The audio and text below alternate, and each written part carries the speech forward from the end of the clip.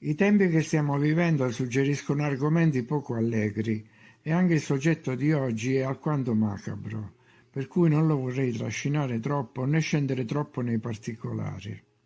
Ritorna come un'onda alla sensazione di vivere in situazioni non reali. Ho appena parlato di Napoleone in un video ed ecco che la storia sembra ripetersi. Ne ho parlato nel video Lo schema Bonaparte, dicendo che, secondo me, Napoleone aveva portato a morire i francesi in Russia e in questi giorni i continui accostamenti fra Macron e Napoleone rendono la situazione ancora attuale. Anche Macron vuole portare i francesi in Russia. E ci dobbiamo chiedere ancora una volta da quale realtà parallela, se non proprio da quali crudeli videogiochi escono questi personaggi. Ci hanno abituati a pensare che la guerra sia una cosa inevitabile e che ogni movimento avviene solo tramite dei massacri. Per movimento intendo un cammino, una crescita o un progresso. L'uomo non ha saputo pensare a niente di meglio per il suo sviluppo se non la guerra. Un'idea che i bambini assorbono come aria fin dalla culla e 3/4 dei loro pensieri vengono connessi alla paura, a scapito di una felice creatività. La guerra è diventata una religione. E poi questa omertà, per cui non si può dissentire, neanche discuterne, perché non è politicamente corretto. Bisogna morire in silenzio, è richiesta una complicità nell'assistere alla propria distruzione. Fino a che punto siamo stati trasformati? Osservando le immagini della guerra in Ucraina, infatti, la mente vacilla. Sono riusciti ancora una volta a uccidere centinaia di migliaia di persone e a convincerne altrettanti a morire per loro. E meno male che dopo tante guerre qualche anima avrebbe dovuto evolversi in questa nostra umanità, attuare una crescita, ma nessuna anima si è evoluta per frenare le mattanze, a quanto sembra. E nemmeno Dio ha fermato questi massacri. Ma avremmo dovuto capirlo da tempo che non funziona così. Inoltre, questa guerra alla Russia ha delle similarità con altre guerre, come quella di Troia, per esempio, come se le stesse tipologie di personaggi agissero sia allora che adesso. Molti greci non volevano partecipare alla guerra contro Troia, ma furono costretti. Dovettero sottostare alla NATO di allora, l'alleanza panellenica, e partirono contro il Putin di allora, Ettore. E anche allora furono messe in campo delle armi mitiche, come le frecce di Ercole, che corrispondono ai moderni decantati carri armati Abrams. Ma a cosa servirono 800.000 morti greci e altrettanti troiani? Ancora non è chiaro. Quale sviluppo in seguito ha avuto la Grecia con 800.000 uomini in meno? Forse accade qualcosa che va oltre la nostra comprensione. Forse siamo nel mezzo di guerre fra dimensioni diverse, ai confini della simulazione. Chi ci obbliga a fare questo? Perché? In nome di cosa? Sono ordini che provengono dagli occupanti preoccupati della crescita demografica? È un delirio dei trafficanti di armi? O sono iniziative dei cloni che si sono impossessati dei gusci dei politici? I politici, ma li sentite come parlano? Non c'è più nemmeno un residuo di umanità dentro di loro, non hanno più freni inibitori, sono un esercito di senza cuore, sono il riflesso di una mente artificiale impazzita che coordina i cloni e dice loro come muoversi e cosa dire. Una demenza artificiale che scrive una volgare sceneggiata quotidiana, accompagnata da tanta ipocrisia. Infatti parlano di quanto sia pericolosa la cosiddetta intelligenza artificiale, ma in realtà è solo la preoccupazione di chi l'ha sempre usata, che ora però teme che anche gli altri lo possano fare, stati, enti, organizzazioni, perché si tratta di un'arma capace di intervenire su ogni pensiero, su ogni parola, in ogni lingua o dialetto del mondo. Una manipolazione che cambia la narrazione e quindi la storia stessa. Apro una parentesi.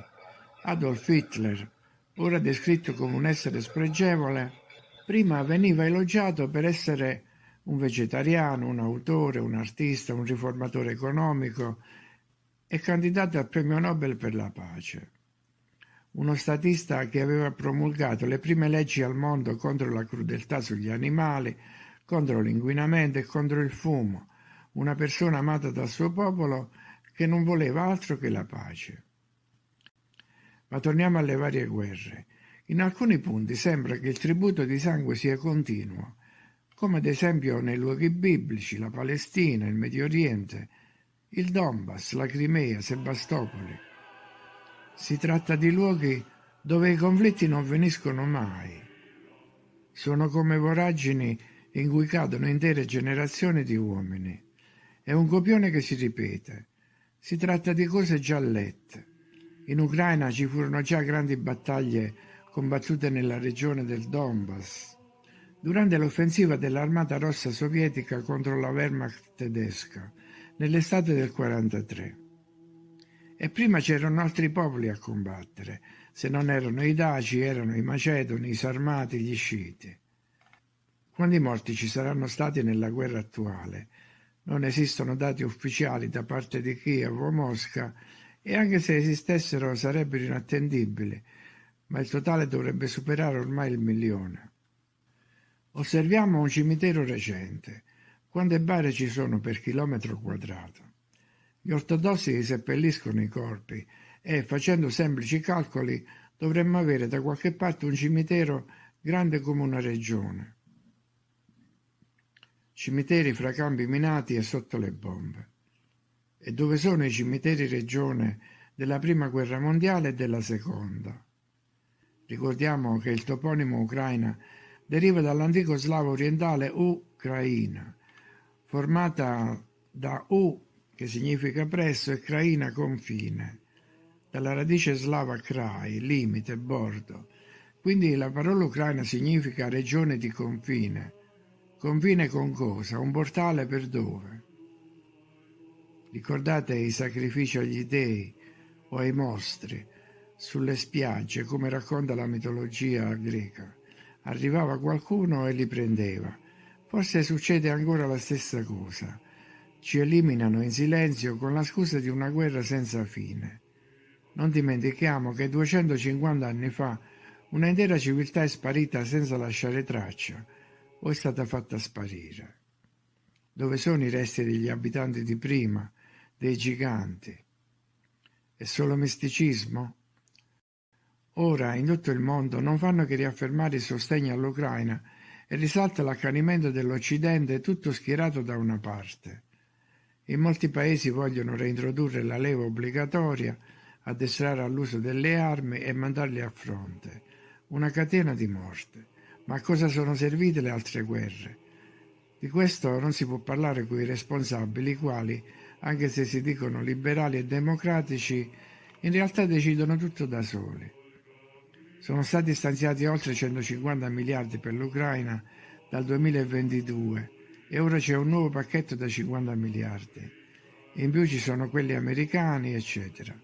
L'Europa si appresta a diventare una sola grande fabbrica di armi.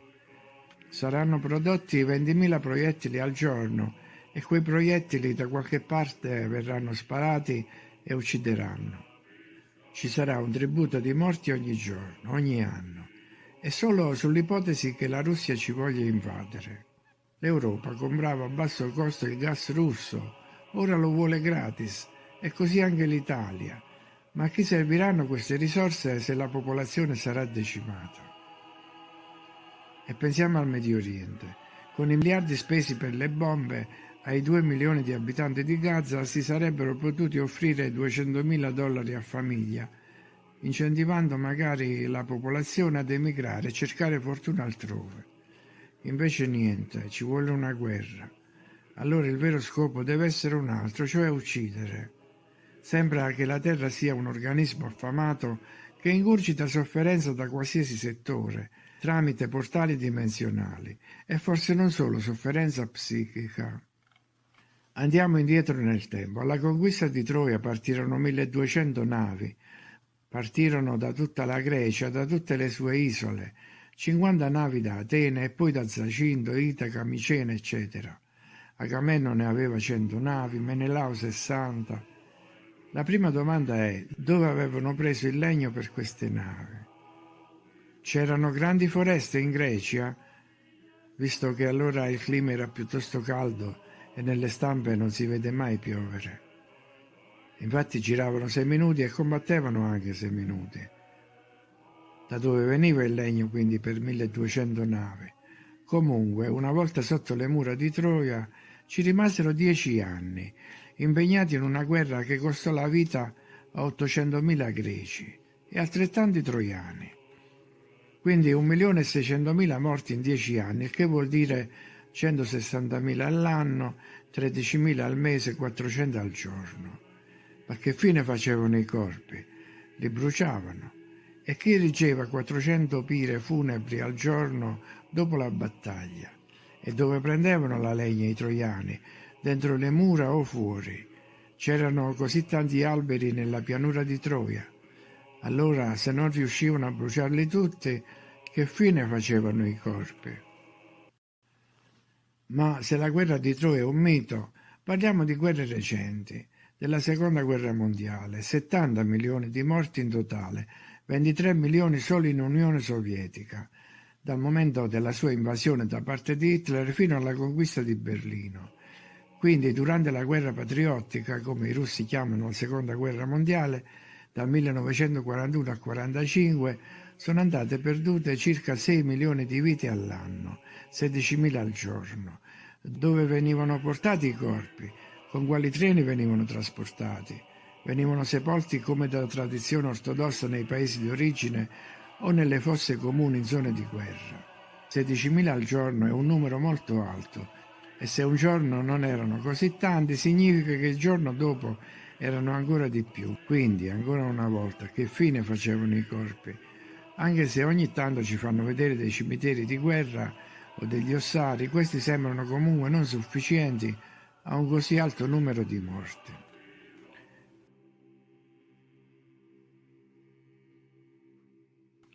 Di guerra in guerra. Nel poema epico del Mahabharata, a Kurukshetra, nota anche come Dharmakshetra, cioè campo della giustizia, ci furono 900 milioni di morti.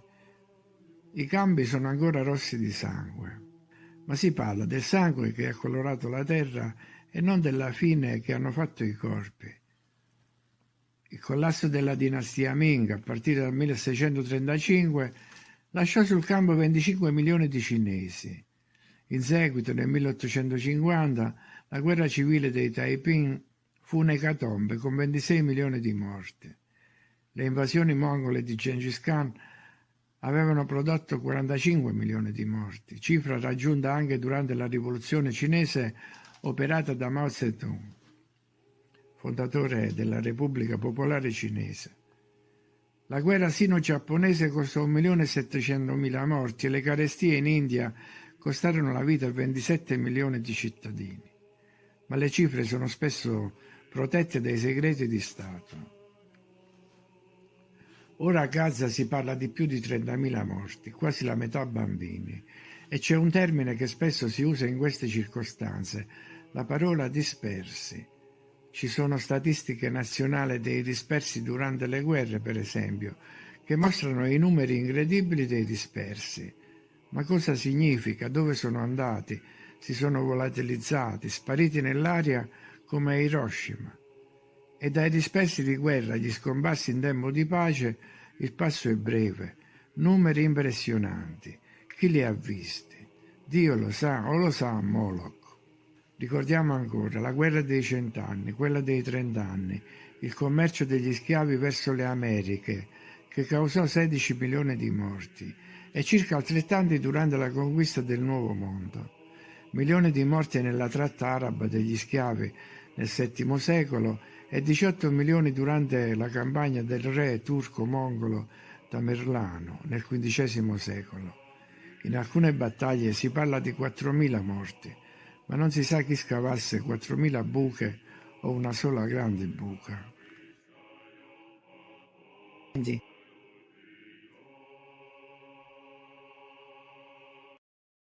In Italia ci sono 8.000 comuni, quasi ogni luogo ha avuto la sua battaglia, non c'è stato un solo angolo dove non ce ne siano state. non solo nelle pianure, ma anche in mare, sui laghi, al Trasimeno, lungo i fiumi. Ogni città ha avuto la sua battaglia, Napoli, Milano. Ogni città è stata distrutta più volte e poi ricostruita. Se visitiamo qualsiasi luogo di questo paese, la prima cosa che ci diranno è che anni fa o secoli fa lì c'è stata una famosa battaglia. Ogni luogo ha pagato il suo debito di sangue, come se fosse una costante, una quota fissa come i sacrifici umani degli Aztechi, le vergini sacrificate al Minotauro, eccetera. Anche nel mio paese, che prima si chiamava Numistro, ci fu una battaglia. Ricordo che noi ragazzi, 60 anni fa, andavamo alla ricerca di spade nella pianura. Altre battaglie e altri luoghi sono noti a tutti. Nemmeno le montagne sono state risparmiate. Il Monte Grappa, l'Aspromonte, il Pollino, Cassino, eccetera. E tutte le coste hanno visto assalti di turchi o di precedenti invasori.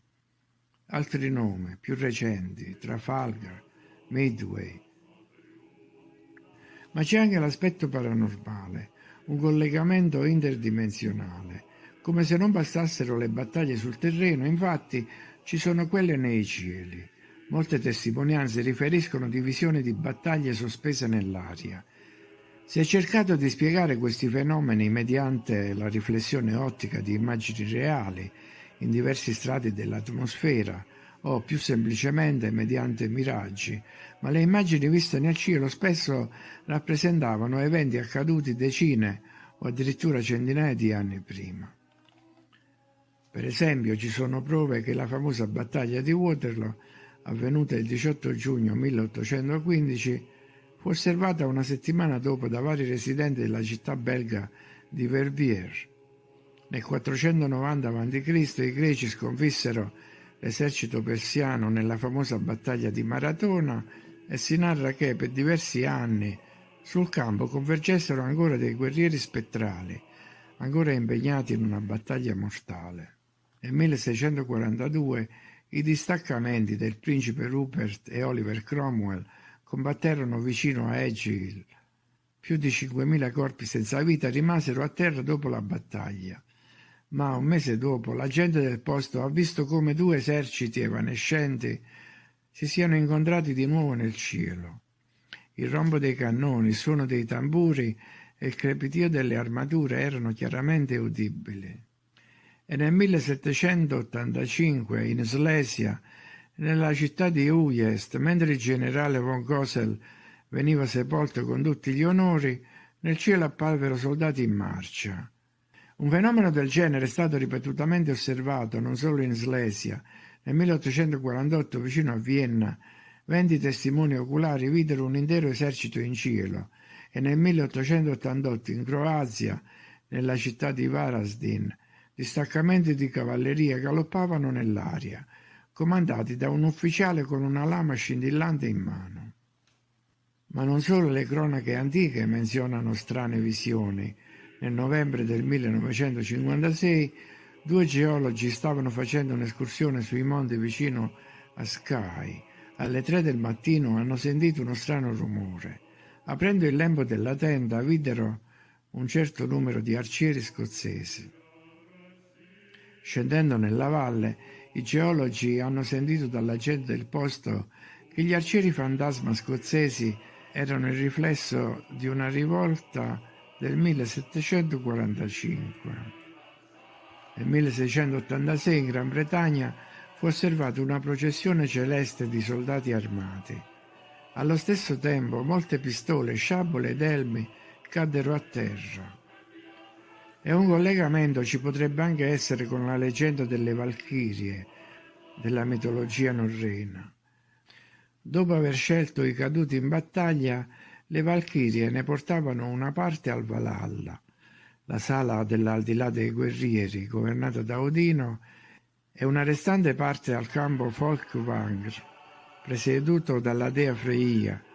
Lì i guerrieri si dovevano preparare alla grande battaglia finale di Ragnarok.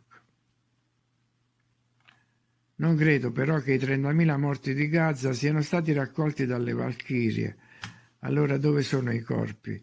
Dove sono stati sepolti? Ci sono ancora pezzi di terra non bombardati a Gaza? Per concludere, la domanda principale resta ancora nell'aria e non trova nemmeno un accenno di spiegazione convincente. La domanda, naturalmente, è: ma che razza di posto è questo? Sicuramente prima o dopo arriverà qualche risposta, ma quella sarà un'altra storia.